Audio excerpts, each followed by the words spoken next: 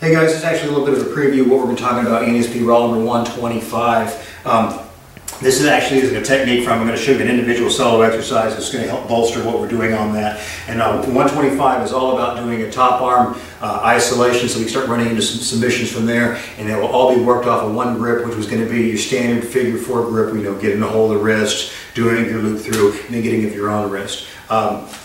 And one way to help build that, whenever you don't have a partner, so we're going to do the standard strength, is grab yourself a kettlebell or a dumbbell. Here we're playing with, that's a 70-pounder right there. So you're going to use the handle on the kettlebell as if that is the wrist that you're gripping.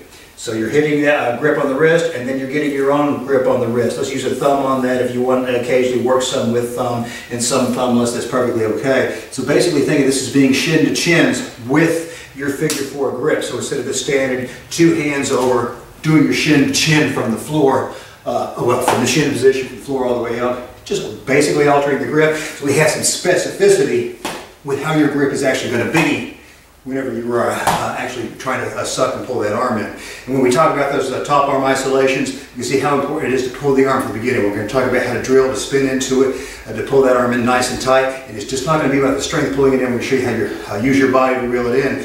But on top of that, it's always good to have pulling everything nice and tight. So I think you should find that running this exercise in isolation, both sides, for example, if we ever throw it out on 10s and say 50 reps, understand there's going to be 50 reps off of the right side, then switch off that grip, and then 50 reps off the left side to make sure everything's playing kosher. And you'll find it slightly more difficult lift because you're off kilter than having the 2 hands over. Anyway, give that a shot, and then build up that figure-4 grip, apply the material you got on 125, and then you should be able to snap those arms left and right. Anyway, have fun with that, guys.